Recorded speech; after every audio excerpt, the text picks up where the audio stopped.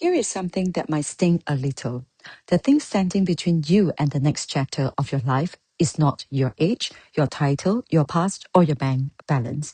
It is a set of deeply ingrained patterns that made perfect sense earlier in your career, but now working against you. And the frustrating part? They feel completely normal. In fact, they feel responsible. Today, we are naming them and we are stopping them. Hi, I'm Alice Au from Midlife, and welcome back to our Midlife Unfiltered. First, let us start with pattern number one, the blame loop. This is the habit of mentally returning again and again to what went wrong, who caused it, and why it was unfair. And to be clear, sometimes things are unfair. Sometimes people do let you down. The problem is not the acknowledgement. The problem is the loop. So, research published in the journal Behavior Research and Therapy found that repetitive negative thinking, which includes blame loops, is one of the strongest predictors of both anxiety and depression in adults. It is not just unpleasant, it is neurologically costly. Every time we rerun the loop, we are spending mental energy that could be directed toward what comes next. For example, take me, say after my redundancy, and I keep on going back, decision that my former employer made, the anger, of course, was understandable and the injustice was real. But I might actually focus on too much what had been done to me. My peers might already moved on, retrained and repositioned. And that loop did not protect me. It just delayed what I really want to do. So here is what to do instead. Give yourself a defined window, say 10 minutes once a day, to really acknowledge what happened and how it felt. Then close it. Literally say out loud, I have noted this. I am now choosing where to put my attention. This is not a denial. This is a direction. You are not pretending it did not happen. You are deciding it does not get to run your next chapter. Now, the blame loop often has a close companion, and this one tends to be quieter, more internal, and in many ways more damaging. So the pattern number two is the guilt cycle, where the blame loop points outward, the guilt cycle points inward. It is the voice that says, I should have done more. I should have known better. I left it too late. I wasted my 30s. I missed the windows. If that voice sounds familiar, I want you to know something really important. It is lying to you.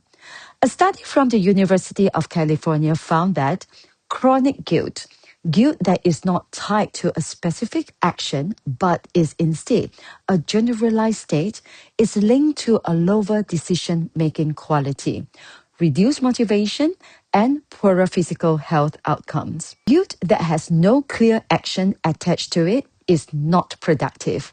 It is just weight. Vera Wang did not design her first collection until she was 40. Haruki Murakami published his first novel at 29 but did not find international recognition until his 50s. The idea that the window has closed is not a fact. It is a story the guilt cycle tells to keep you stationary. There is a difference between healthy guilt and toxic guilt. Healthy guilt says, I did something that conflicted with my values. Let me correct it. Toxic guilt says, I am fundamentally behind, wrong, or too late. One is a compass, the other is an anchor. The question to ask yourself is this: is this guilt pointing me toward a specific action I can take? If yes, take it. If no, it is not guidance. It is noise. Here is a practical step. Write down one thing you have been feeling guilty about has no clear action attached to it. Then write next to it, this is behind me. What I do from today is what counts. You do not have to feel this is in your bones immediately. Start with the decision and the feeling follows. And I am genuinely curious, which of these two patterns, the blame loop or the guilt cycle, do you recognize more in yourself right now? Drop in the comments below. You might be surprised how many people are in exactly the same place. Pattern number 3 is one that high achievers in particularly struggle to let go of because it has been rewarded their entire career. It is perfectionism. And before you say, I just have high standards, I want to draw a clear line between the two. High standards ask, is this good enough to move forward and create value? Perfectionism asks, is this safe enough that no one can criticize me? One is about progress. The other is about protection. And at midlife, when the stakes feel higher and the clock feels louder, perfectionism tends to intensify, not ease. Research from York University in Canada found that perfectionism is significantly associated with procrastination, burnout, and reduced life satisfaction. The people most likely to stall at the start of a new chapter are not the ones who lack ambition. They are the ones who are waiting until everything is perfectly aligned before they begin. Consider the professional who spends 18 months preparing a consultancy, refining the website, rewriting the bio, researching the market, but never actually reaches out to a single potential client. The preparation is real, the expertise is real, but perfectionism has reframed not starting as not being ready yet. There is a difference, and it matters enormously. So here is your action for this one. Choose one thing you have been delaying because it is not quite ready yet. Ask yourself honestly, if I launch this at 80%, what is the actual worst case? Then ask, what is the cost of waiting another 6 months? Move on the version you have, refining emotion, not in theory. There is another pattern that sits right alongside perfectionism and is just as quietly disruptive. And this one is particularly common among professionals who have spent decades in collaborative, high responsibility roles. We are going to look at that now, and this is the one that tends to surprise people most. So that actually brings us to pattern number 4 is people pleasing.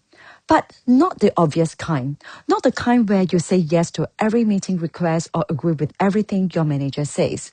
I'm talking about the deeper version, the one where your sense of who you are has become too tied to being needed, being reliable, being the person who never lets anyone down, that you have lost track of what you actually want. A survey of adults over 45 conducted by a leading well-being research organization in the UK found that one of the most frequently reported sources of midlife dissatisfaction was the feeling of having built a life around other people's expectation rather than one's own. This is not a minor complaint.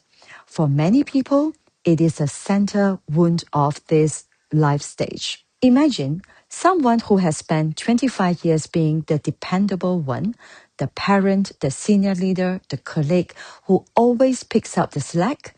They are respected. They are needed. But when they sit quietly and ask themselves what they want the next 10 years to look like, they may draw a complete blank.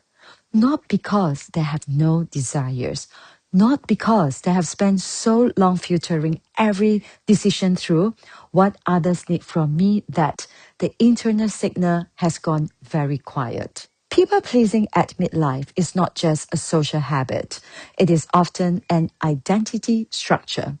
It holds in place a version of yourself that the world recognizes and rewards. Letting go of it feels dangerous because it asks the question, if I stop being this for everyone else, who am I? That question is not a crisis. It is an invitation. It is exactly the right question to be asking right now.